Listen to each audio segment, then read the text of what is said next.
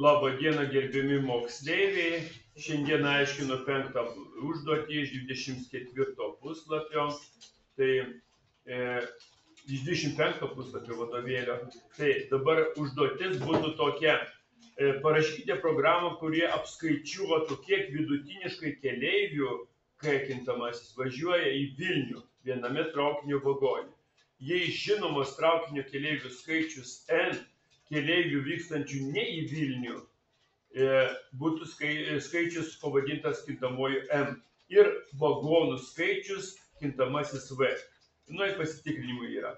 Tai kokia čia mūsų logika?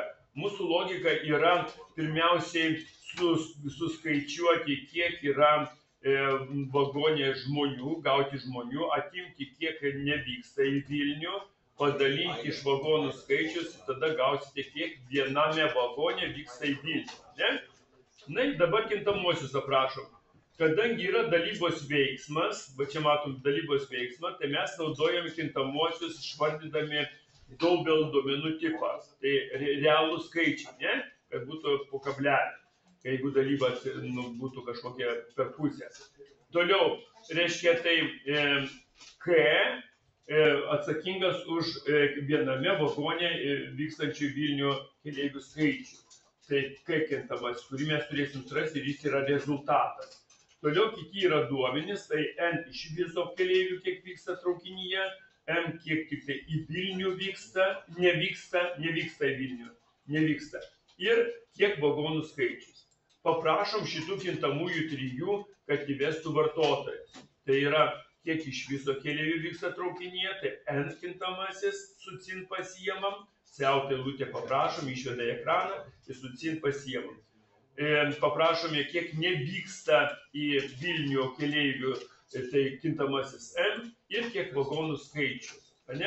Na, aprašome formulę, tai K lygu N atimti M padalinti iš V ir kabletiškai neužmirškit uždėti ir pranešimas rezultato, tai bus kiek vagonų į Vilnių važiuoja ir K kintamasis. Na ir programą įsivalus su return 0.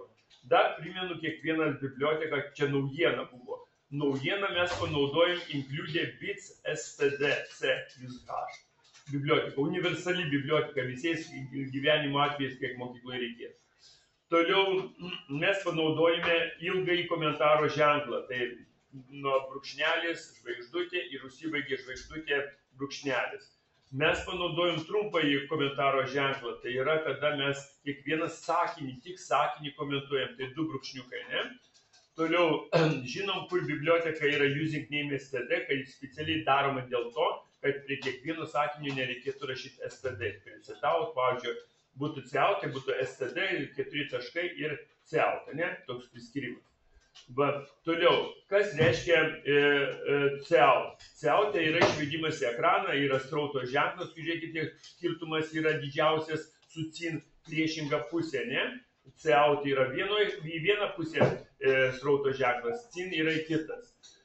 Toliau, tarp kabučių užrašytas tekstas visada demonstruojamas, parodomas, koks jis yra.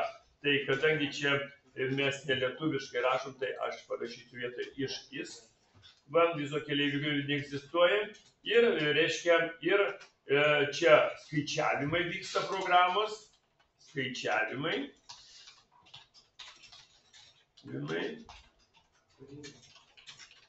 Ir čia pranešimas, nuo kokį rezultatą gauname. Tai manau, kad viską išaiškinau, galime dar pasitikrinti, kaip programa dirba.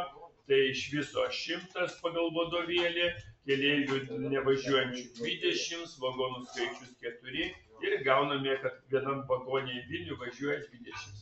Tai ačiū, kad žiūrėjote, iki kitų kartų.